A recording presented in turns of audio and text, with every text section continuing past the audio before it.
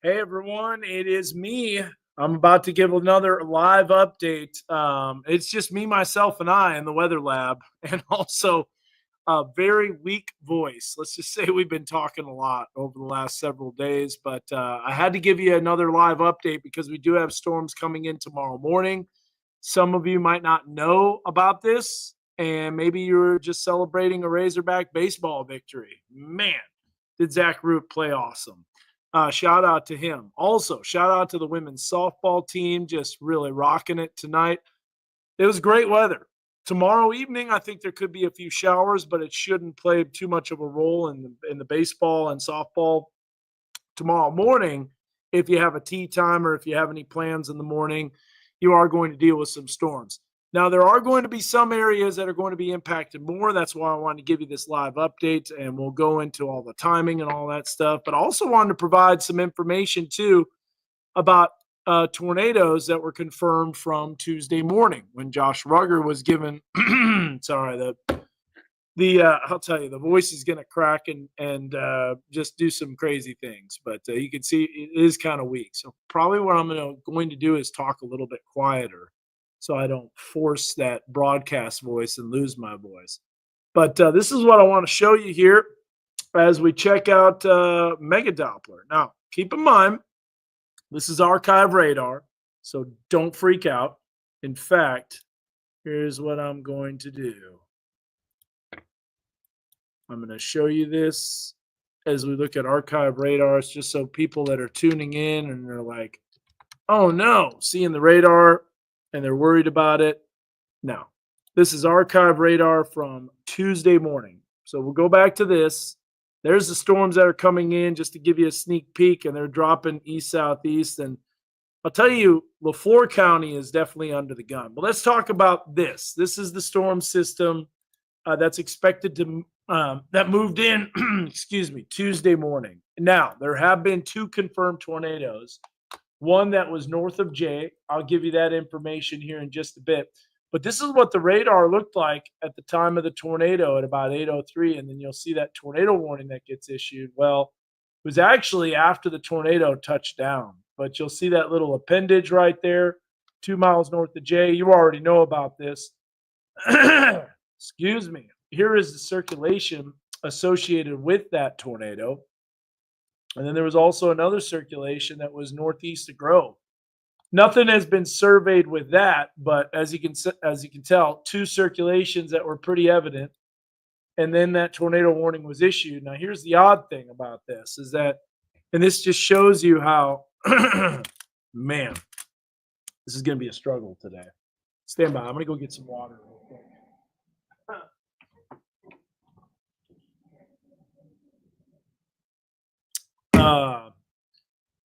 So archive radar from Tuesday morning. Thank you so much, Dance Stuff Diva. Yeah, just so you know, this is archived. There's the tornado warning. Now, what's interesting about this is you'll see that the tornado warning actually gets dropped. But even though it gets dropped, it ramps back up. So a lot of people wonder why, when we're covering storms, we stay on them and we stay on them. And the reason we stay on them is because this can happen. So this was the confirmed tornado that touched down in Gravit. So here's the information. EF1. Now, we don't have all the details, but I'll read that out for you in case you can't read it. It says an EF1 tornado was confirmed with maximum winds in the range of 95 to 105 miles per hour. Uprooted snap trees, damage to homes were observed.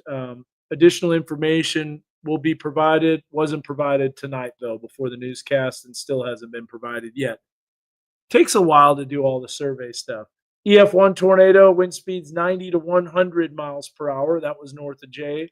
Haven't seen a survey for Grove, but there is that circulation.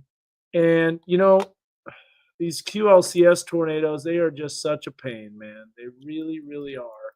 There's the circulation. You can't even really tell, but there it is coming through the north side of Gravit. So archive radar. here's the velocity image, and you can kind of see how that ramped back up.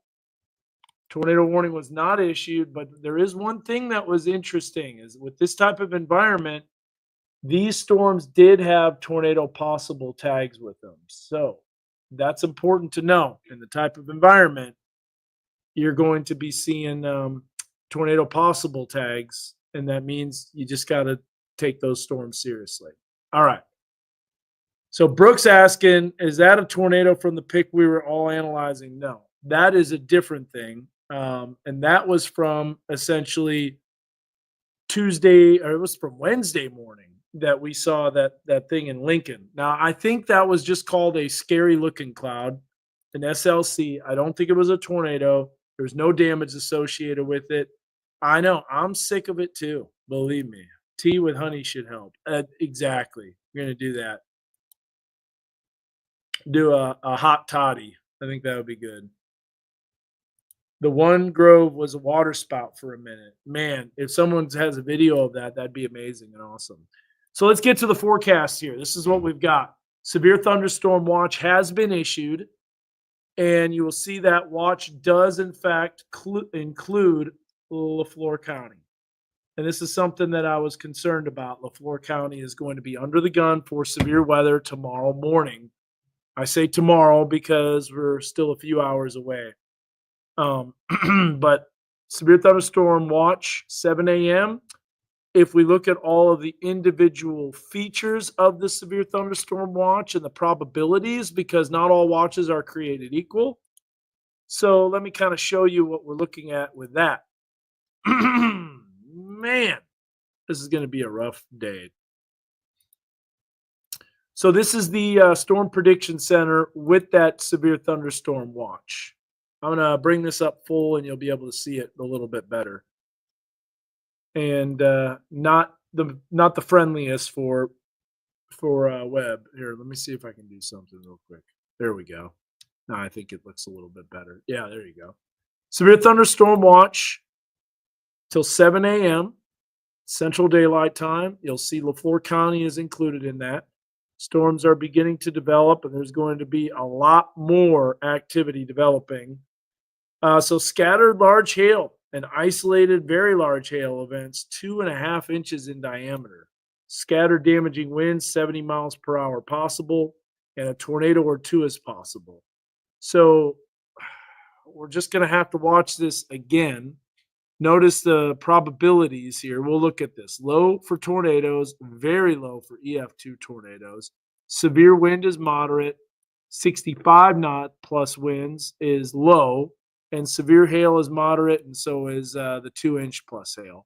If we look at the probabilities on the individual things, you'll see that this is what's called a lower end severe potential. But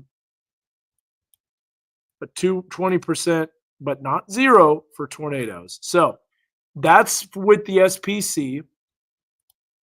Now let's take a look at the graphics here, and we'll look at the future radar. So this is why we're going to see that potential. That complex of storms is dropping east-southeast.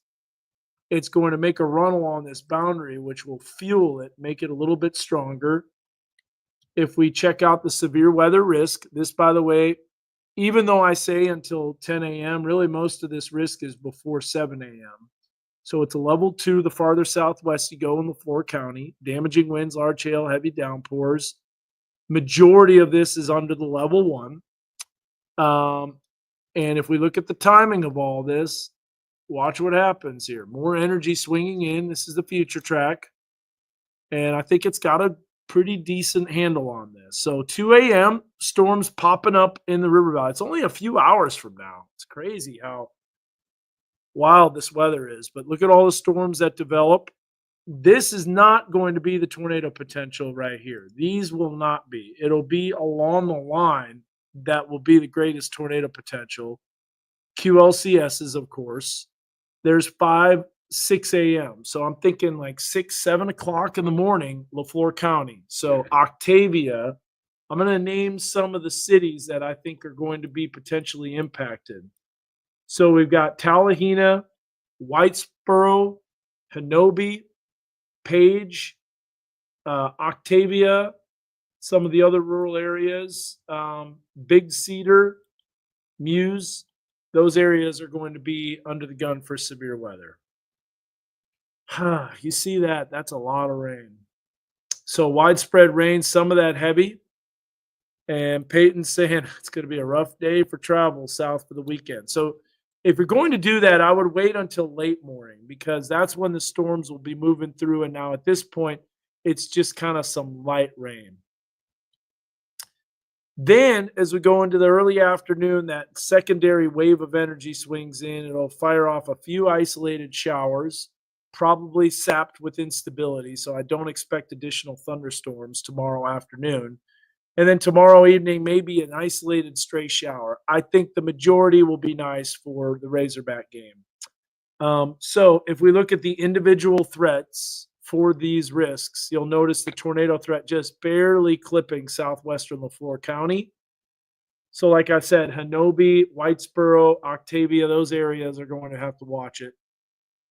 And then you've got for the damaging wind potential, you'll see that's in the medium category because of that complex of storms moving southeast. And the wind threat is going to be transitioning to hail. And the biggest hail is going to be basically along and south of I 40 and mainly southwest of us. How bad is the hail going to be in Fort Smith? I don't think it's going to be really bad. I think quarter size hail is the best chance that we see larger hail. Let's look at a different computer model. And remember, this didn't do so well over the last couple of times, but it does show those isolated storms developing. That makes sense because we're going to have what's called isotropic lift as the low level jet starts to kick in. So some lightning and some heavy rain, some thunderstorms coming through, and that doesn't have anything at 7 a.m. Yeah, it sounds like Kenobi, but it looks like Hanobia, but it's Hanobi. That's how you pronounce it. So it has to be a little larger for hail to dent your car. We're talking ping pong size, about 1.5 inches. Obi-Wan Kenobi. You know, a lot of people called me that because I've had a lot of interns that have gone to other television stations within the market, 4029, 5, you name it. They've been at other TV stations and they've been my interns. And so that's kind of interesting. So maybe I am like Obi-Wan as I train these Padawans and then they go to the dark side.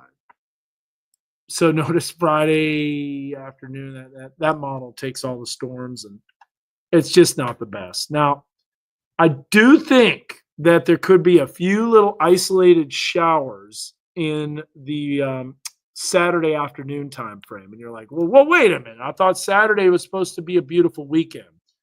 Well, what do they say? The devil's in the details. In fact, that was the newest podcast and Dateline. I love watching Dateline, but Devil's in the Details was one of the newer Datelines. But you'll see here's the system that's coming through on Friday that will be a little quicker. There's also additional energy swinging in. So we know thunderstorms are likely, and there you see them blowing up. That's a big complex. It's got a lot of moisture, a lot of instability to work with. We'll show you that. Weekend showers, though, are coming from this giant low. Now, it looks a little, let's just say not suspect. However, as that drops down to the southeast, we're going to see that potential for some isolated shower activity. Now, here's why. This low is really large, and there's going to be a little bit of extra energy that swings in. So you'll see most models don't have rain on Saturday early afternoon, but I'm accounting for it.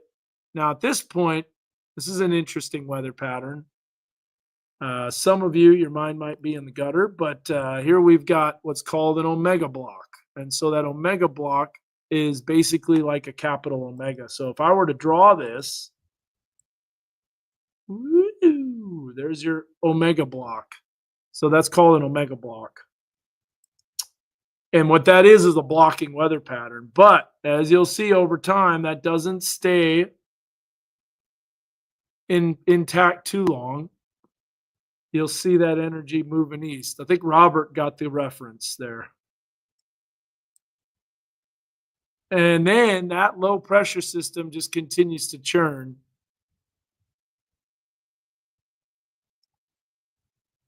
Demolition Derby, I think, is going to be good. That's another thing that is happening this Saturday. I think it'll be fine.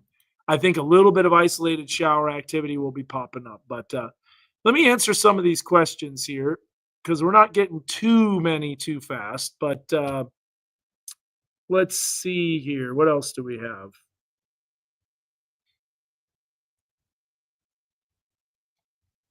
Oh, well, thank you so much. I appreciate this comment right here. I remember you staying with the Little Rock tornado prior to storm formation.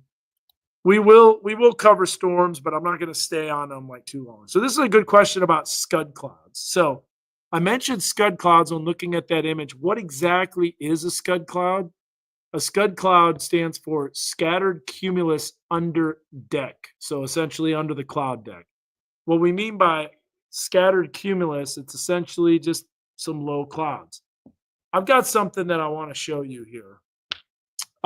It's pretty amazing, and it's from Brian Empfinger. Now, Brian is a friend of mine. He's an amazing storm spotter, but I'm going to show you this here. There are some really impressive, let's just say, tornado lookalikes, and this is one of them right here. This is definitely one of them. So here's what I'm going to do. I'm going to come over here. We're going to make this full screen. And I am going to share this tab instead. So let's see if you can see that. Okay, so here is an amazing tornado lookalike. There you go. You can see that. Doesn't that look a lot like a tornado? However, it's not, because what's happening is, number one, you're not seeing rotation with it. Also, the edges aren't smooth. Whenever it's a funnel, it's going to be rotating and you're going to see smooth edges. Now, look at that. That is scud clouds to the max. Also, something known as a scary looking cloud. Sometimes the features of the Ozark Mountains can provide a lot of cloud features that are very close to the ground that look like they're connecting to the cloud or to the storm. But I mean, if you were to look at that briefly, you can see weak rotation, but that is not a tornado. And I think that's what we saw from our Lincoln WeatherBug Network camera, because at the end, it kind of had the appearance of scud clouds. Scud clouds can also be known as SLCs, scary looking clouds. But is that not an impressive, captivating video? And if you were to look at that, you're seeing these clouds coming all the way down to the ground. Well, the moisture from the trees and what's called evapotranspiration can lead to saturation of the air, which can show clouds just above, like little cloud wisps sometimes, even just above the trees. Remember, these hills have a tremendous amount of moisture, and on top of that, it's been very wet. But you're looking at that, that looks a lot like a tornado, doesn't it? And probably a lot of people would report that as a tornado. But this is just scud clouds. Again, Brian Empfinger, amazing video from his drone from the Huntsville area. Now you can see subtle rotation. There definitely is some subtle rotation, but there's no damage associated with that. So we know that that is just, in fact, scud clouds. So there you go. That right there is what scud clouds are. And they can be pretty tough to see. Something like that. Sickness going around. I know. I think this is sick of storms, honestly. It's not anything like sickness wise. Hot toddy for the win every time. You got it. We're gonna be doing that. Nothing too bad for Bentonville going to bed after the hockey game. I haven't been able to watch that. There's NBA. There's so many things going on. But I'm going to go through the timing again here. We're going to look at the most recent one. Not the extended, but the hourly, because the new hourly is out. So let's check it out. Let's look at it, and we'll give you the timing on that. But isn't that crazy, though? That scattered cumulus under deck looked a lot like a tornado. So I'm still going through some of these. Let's see. I see it now. It'll be risky around the Chickasha area. Davis is north of Ardmore. Yeah, if you're doing some traveling in central Oklahoma, you're going to be in the early morning hours. You're going to be encountering some storms. So here is the latest future track. There's that complex of storms. Notice the additional storms that will be popping up. Those will likely contain some hail. We'll look at some of the meso analysis and some of the parameters there, but you're seeing a lot of thunderstorms in Oklahoma around 3 a.m. So if you're traveling westbound on I-40, yeah, you're going to encounter some rain. So hail will be possible in parts of the river valley, but as you can tell, the worst of the storms are going to be coming through with this line right here at about 6 a.m. Now, Josh Rugger will be on. Zach was on this morning, which is why I'm soloing it today, and Peyton is off today and tomorrow. So I won't have to deal with as much, but I'm going to be setting my alarm and we'll be watching. It could be a sleeper event for the LaFleur County area. Once again, another QLCS tornado potential. And I'll show you the significant tornado parameter here in just a second. But there's the energy swinging out. And so, yeah, widespread rain in a lot of locations. As far as super heavy rain, it's possible. I don't think it's going to be a whole lot. Let me show you this here. If we look at here's the HRRR. We'll see how much rain we got. Yeah, half inch, 3/4 of an inch. We'll look at the extended one. Still populating and loading. This is not a major flooding event. Oh, I did want to show you this real quick though. Saturday in the early afternoon. So there's that energy, that vorticity, and then here's where I think the European is onto something, and I agree with it. A little bit of shower activity that pops up. Also, the Spire model has that as well. Little wind, you're going to see trees come down. They are very soggy. The root balls are very soggy, no doubt about that. Okay, let's go through here. I don't think Northwest Arkansas has much of a hail threat or wind threat, honestly. I think the storms are going to be very tame in Northwest Arkansas. Still not out of the realm of possibility that we do see severe weather, but the farther north you go, you don't see severe weather in probably most likely northern Northwest Arkansas. Let's see here. Is it safe to sleep tonight? Yes. But keep in mind around 6, 7 o'clock in the morning, there could be some storms, but we aren't going to see much more. Let's see here. That's funny. It is. It's true. Oh, man. Denton, what's going on? Now I spend my days modeling wind scale inflow for critical angles. By the way, Obi Dan Kenobi, we are working on a new idea tonight. Gridded METAR data. I like that. That would be nice. Edwards having a better night, but his Detroit Pistons were eliminated. Hate to hear that. Parts of Texas is getting slammed with storms and tornadoes. Are these storms coming our way? So let's check that out. Let's look at the very most recent. Probably not. Those storms are not going to be coming our way.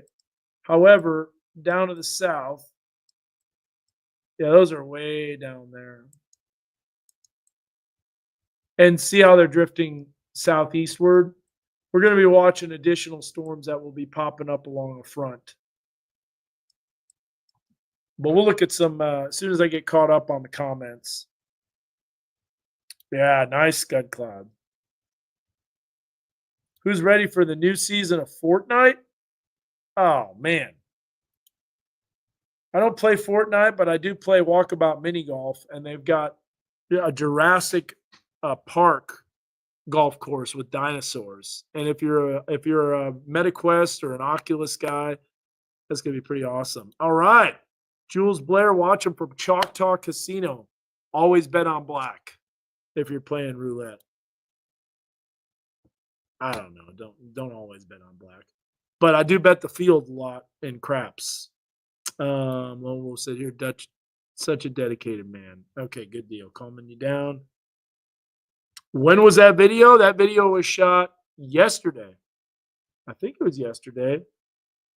Storms yesterday. Yeah, yesterday afternoon. I can't even remember now. I haven't slept a lot. Obi Dan Kenobi. I love that. That's funny. Let's see here. All right. Claritin D and T clears it up for me. Yeah. Dan, will the severe threat with this system stay to the south? I think it does. I think majority of it is going to be. Oh, nice. 5-4 over Dallas. Colorado, the Rockies. She does. She has some incredible patience. I don't know if she was knowing I was going to do a live, but the watch came out. Severe thunderstorm watch for LaFleur County until 7 a.m. Now, I'm not staying here the whole time. What is this? Why did your station remove the ability to broadcast to TV? For us older folks, it's much easier to see. Plus, you have to go to shelter. It's much easier to hear. I don't know, Jimmy. I didn't think we had the ability to be removed from broadcast. We still broadcast on TV, but maybe you're talking about the old antennas. Now you got to have a digital antenna. Ah, Blaze, what's going on? Hello, sir. Good to see you. Joining the live stream. In terms of cloud cover, how does a flight from Springdale to Clarksville look tomorrow? Not the best. Not the best, because there's going to be storms. You're going to be ducking and dodging storms. And then not only that, you're going to have to deal with quite a bit of cloud cover along with several waves of energy. If you do fly out, there may be a brief window of opportunity during the early afternoon.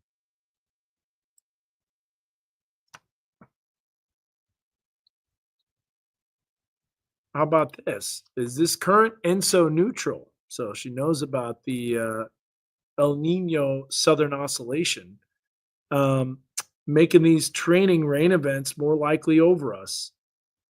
So El Nino does bring more rain, but La Nina brings active weather. So we've been very active.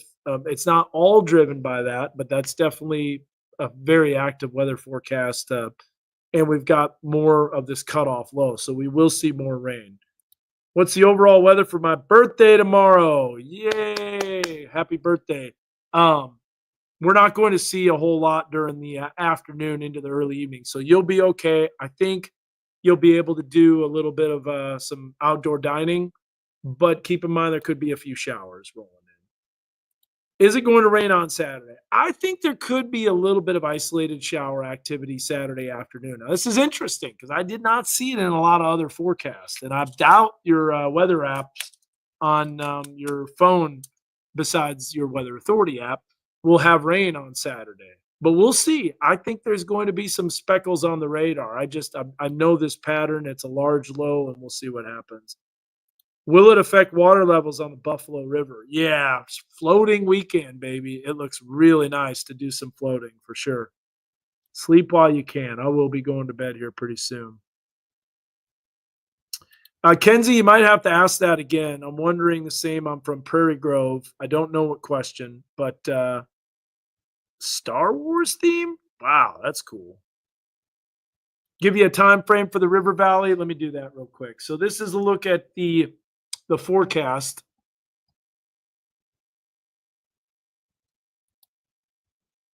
%80 chance of storms.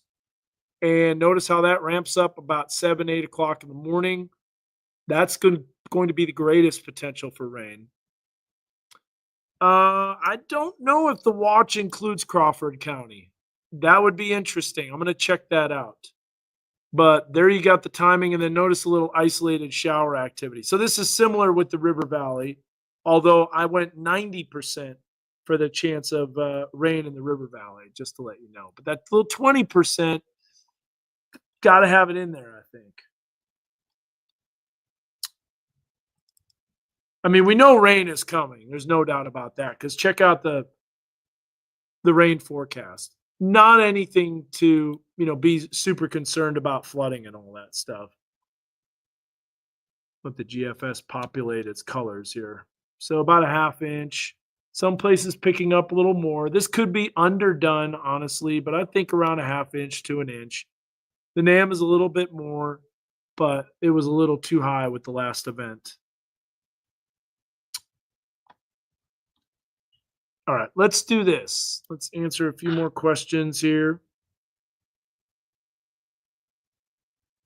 Well, now here's here's an interesting thing. Stay tuned because we've got some stuff in the making with Roku and different TVs and all that stuff. So we'll just leave it at that. Bentonville probably is not going to see hail, but rain and thunderstorms are going to be happening. Hey, what's the next gen web address? I know that's what you're asking for. I will do that again because this is a great thing to be signed up for. So stand by here.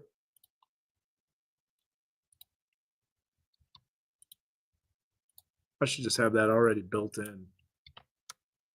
I'm posting this on everything. Yeah, the 1 year anniversary for May 26, 2024. I have a feeling there's going to be a severe weather event in May. We're just so crazy lately. But next week we've got rain and thunderstorms and heavy rain. But as far as severe weather potential, not really looking all that promising. But I do think the long range forecast is calling for more storms. So, oh, here we go. This is a question Kenzie was referring to. I noticed that I lived in Fayetteville. I never really felt much of a threat for tornadoes. Now that I'm in Farmington, I've noticed so much rotation that happens out here. Is there a reason for that geographically? So, Jamie, just to let you know, the reason that you've been seeing a lot of rotation lately and the reason for the storms is because of what's called QLCS tornado setups. That's the way that this weather pattern has been. A lot of strong systems coming through with a lot of jet stream energy. We shall see. But that's essentially what it is that these systems that come through that have low level instability, that cape, that can lead to thunderstorms popping up across the region. So that's a great question, Dance Stuff Diva. Let me show you here.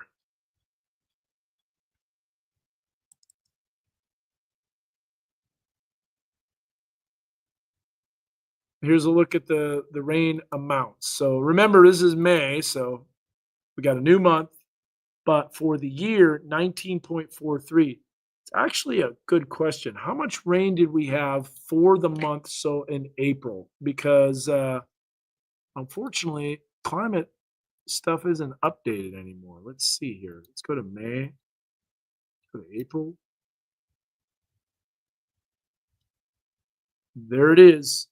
14.29 inches for the month, which is a 9.28 departure from normal.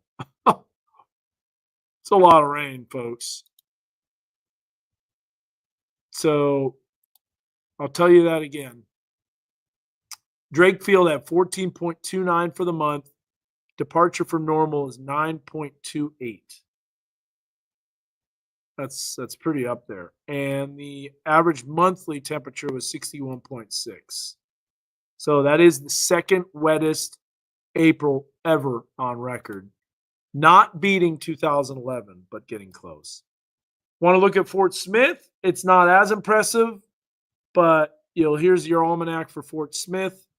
82 degrees high on May 1st, but there's your rainfall, 16.50. So we do have a surplus. There's obviously no drought. This would be fun to look at. Let's see. I haven't even looked at the drought, honestly. Let's see what we got. Just, there's been so much stuff. I had a really adorable super weather kid. Name was Elizabeth Benefield. And anyway, she gave the 7-day forecast tonight on 5 o'clock. Yeah, not a single abnormally dry at all. The drought's gone for northeast Oklahoma. So I guess that's one blessing. But look at how dry it is in the desert Southwest. See, that's interesting because what that does is typically sets up the dry line a little bit farther east. Whereas if it was soggier and wetter in the Texas Panhandle, then that dry line would remain a little farther west. So a lot of the storms would remain west. Now, the Texas Panhandle did have their storms a couple weeks ago, but nevertheless, definitely rainy. We know that. So there's nothing geographically there, but yeah, nothing geographically that happens with that rotation. It's more so the way that the storms are tracking with the strong low level winds. Okay, let's do that. Let's go to the QR code here. Let's show you. So it's more about the low level winds. You know what? As a matter of fact, let me show you. I know a lot of you are wondering about QLCS tornadoes. So after I show this, let's go to the next gen here. Here's what I'm going to do real quick. Stand by. I'm going to add something to this graphic.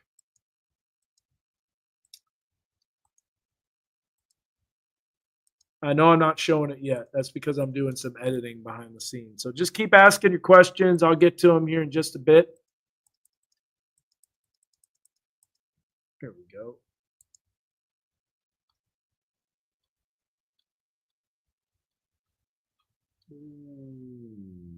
Where are you? Oh, here we go. Got it. I'm going to add that on this. Stand by here real quick. Oh, yeah, you're very welcome.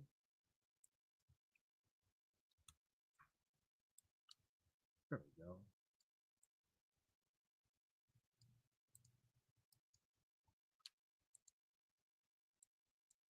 Okay, here we go. So there is a weather call next gen. So scan that QR code. That'll take you right to the sign up for the service. It really is awesome. It's so good. It's so fast. It's so precise. And yeah, it really helps out. So Thomas is asking a great question. And this is something that a lot of people have wondered. And we really haven't dove into it. But what happened to the evening news anchor Sonia, if you guys were watching? So Sonia decided that she wanted to go back home and get back to family in Corpus Christi, and so she made the decision to pursue another adventure. So we wish her the best. I will say this: that you're about to see a new co-anchor really soon, and she is somewhat of a familiar face. If you have watched local television for a long time, you might remember this news anchor. So I think she's going to be great with Doug and her, and we're firing on all cylinders. So we're excited about that. So new co-anchor coming actually starts pretty soon. You'll see her this month. Yeah, very welcome. That you're loving it and that you're learning so much. I love to educate. I love to teach people about the weather. Been sick. So Northwest Arkansas is in the clear. Yep, you're right, Jesse. We've got rain and storms. As far as severe weather, though, that's going to be farther south. Will you explain how to add 2 more lines to weather call? It keeps prompting me to start a new account with a different email. You do have to have a different account with a different email, but right after I'm done with this, Brooke, I'm going to contact you. I've got something for you. Okay, let's just say that. What is the lowest elevation the jet stream can drop? Well, the jet stream is a river of air that's about 20 to 30,000 feet. But there's also the thing called the low level jet, and that's where you can get some very strong winds, only about 3,000 feet above the ground.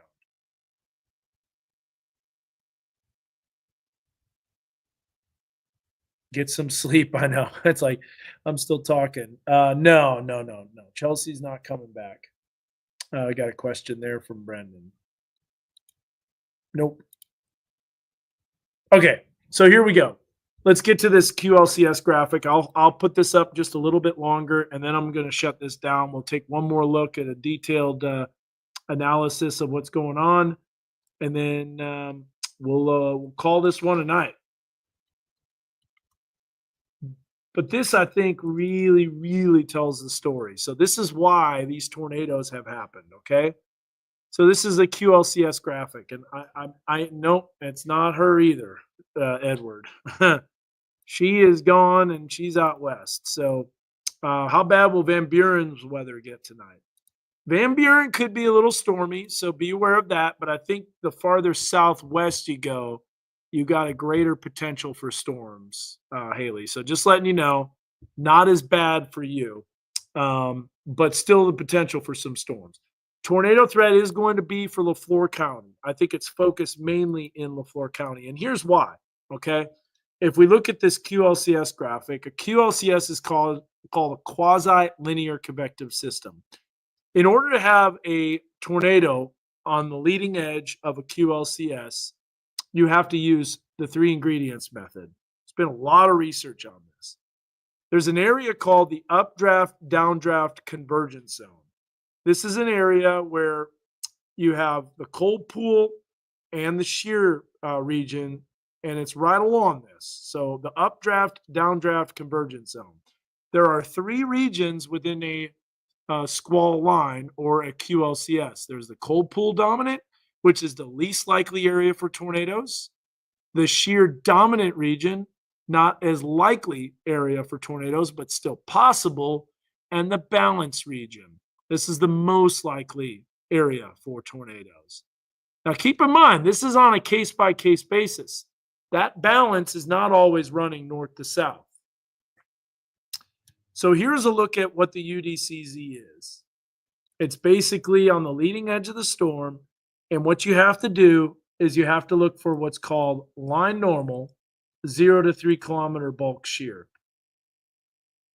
And this has to be greater or equal to 30 knots along the UDCZ. Now, what we mean by line normal is, let's say the squall line is running northwest to southeast. That 0 to 3 kilometer bulk shear vector, if it's 30 knots, has to be exactly perpendicular to the line. I'll show you what I mean in just a bit. But if we go back to the next ingredient here and we look at this, there's a look at the 0 to 3 kilometer bulk shear winds. So how does this work? Well, if the winds are faster above or higher up above the ground and they're weaker near the surface, guess what that does? If I put a pinwheel in there, it's going to start spinning. This is known as the environmental shear rotor. So what the environmental shear rotor is ahead of the storm. And remember, this is the cold pool dominant region that we're looking at. So here's the cold pool. And the cold pool starts spreading out. And you'll see as that rain-cooled air starts coming down towards the ground, that rotor is spinning the opposite way. So there's two rotors that are spinning. One is rotating clockwise, and the other one is rotating counterclockwise. Now, if you look, which one is spinning stronger? It's the one that's in blue. That's the cold pool. This is called cold pool dominant. So the cold pool rotor and the environmental shear rotor is weaker.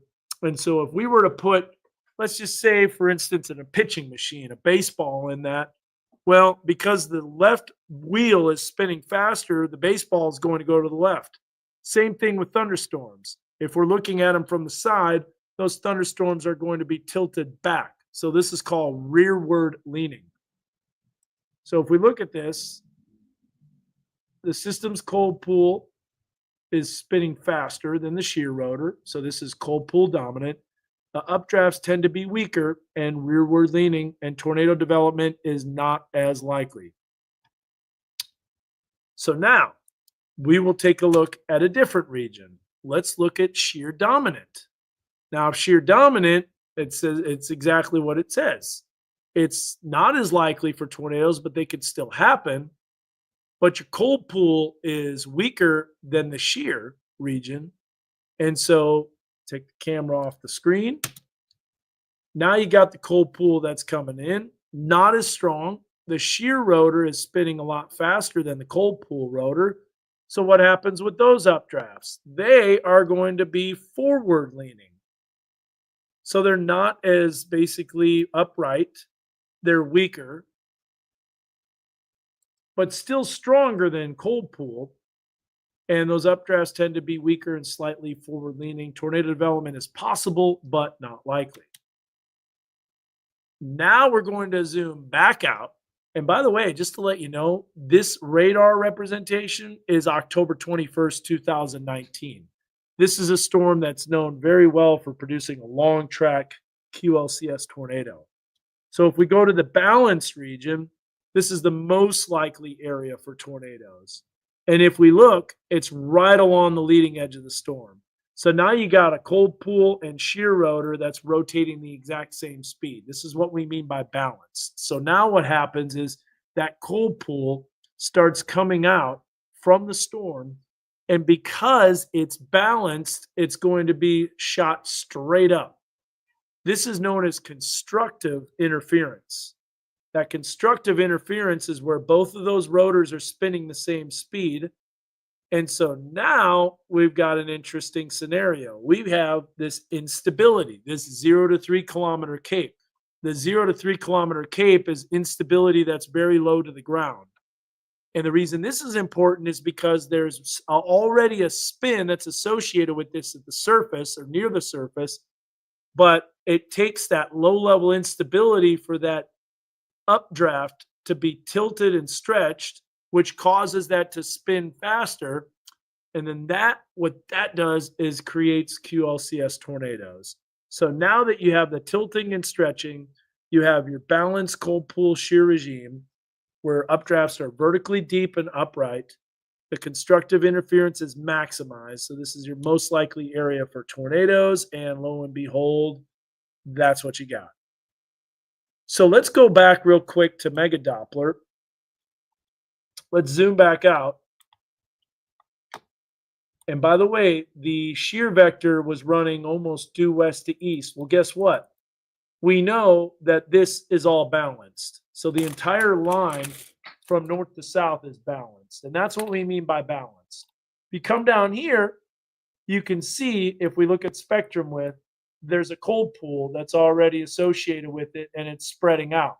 Notice how these storms are weaker. And you can see that because they're not as bright red or orange. This is a stronger storm because this is all balanced. And then this is a really strong storm because the shear was stronger, so your updrafts were faster and basically rising quicker. All right, so now this is not for tonight. This is archived radar data. No, I didn't have that banner on there again. Archive radar data from Tuesday morning. So now you get the idea about balance. So now let's check out the Storm Prediction Center's mesoanalysis, which is what we're going to do to look at this information. And let's see what it shows. And then we're going to shut this down. So we're going to go back to share this tab instead. We've got it on there. Going to go to here. Take that off. Here's a look at the mesoanalysis. So we're going to look at a few things. Number one, you got to look at instability. Surface-based instability is starting to creep back in, but it's a lot higher farther south. Now, there is quite a cap that's in place. And the cap is basically called convective inhibition. Talk more about that at another time. We look at the mostly unstable cape, and you'll see that's increased a lot more over northwest Arkansas. I'm going to make this full screen because what I need to do is show you how this evolves over time. So here's the surface-based cape. We're going to go out in time, 2 hours, 4 hours, 6 hours. See how that surface-based instability kind of remains in the river valley and not in northwest Arkansas. Now, if we look at the 0 to 3 kilometer bulk shear, once it loads, you will see 30 knots, even 35 knots. So anything that with the line that's running north and south will have that potential to possibly produce a QLCS tornado. If we look at the supercell composite, it's getting pretty high in southeast Oklahoma as a 16. Now, over time, that will start lifting northward, as you can tell, but it does tend to weaken because of the rain cooled air that's coming in. If we look at non-supercell tornado, this is basically like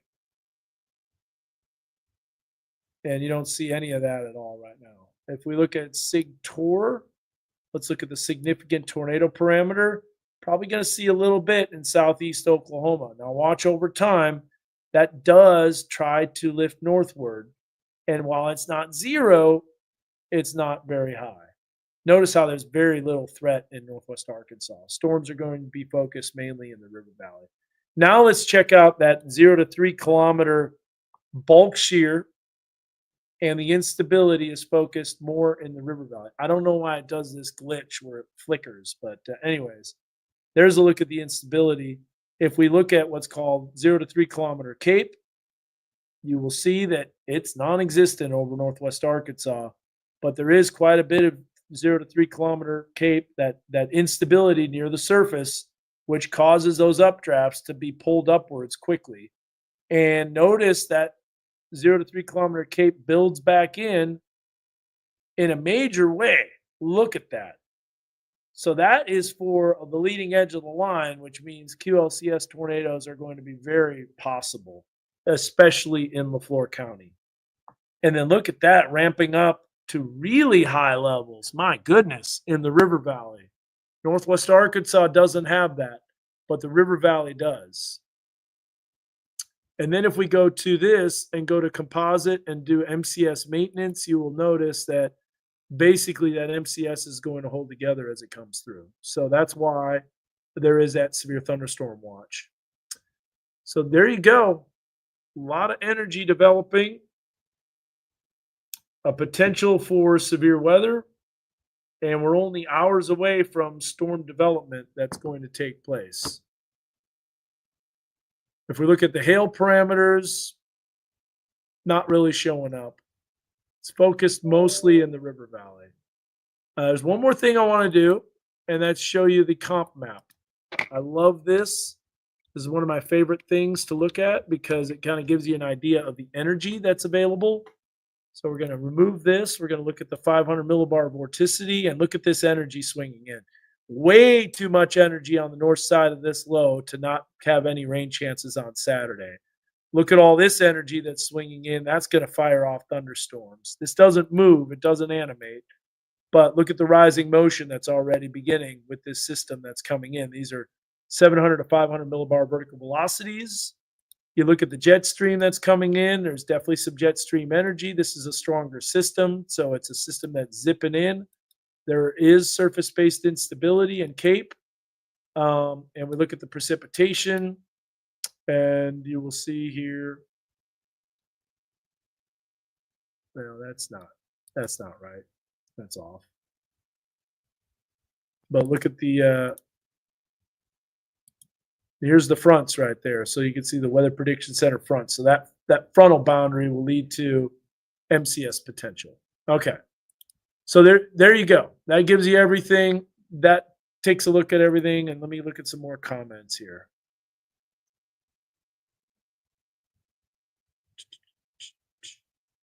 Gravit was a confirmed EF1. Yep. 95 to 105 miles per hour winds. Nope, not a tornado. What we call just a scary looking cloud, honestly. Really? How about that? I was actually on YouTube, ABC World News Tonight, with David Muir on today about 2 hours ago. Shows posted at 1622 on the video. It's a security risk. Explains it better than me. I hope this helps with you, Jimmy Key. And I'm not exactly sure what that was.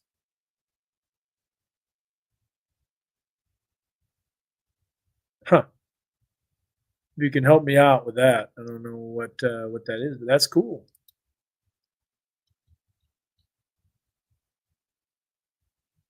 There's also a tornado, too, north of Jay, Oklahoma, as well. No problem. No problem. You're welcome. Yep, that's why. Severe thunderstorm watch. 3 a.m. wake up. It depends on where you're at, but in the river valley, definitely a possibility. Okay, Amanda's just joining. She's a night owl. But that is a great segue to going back to the forecast and giving you all the information. And then that's going to be the end of what to do, and then we'll shut it down. So here we go.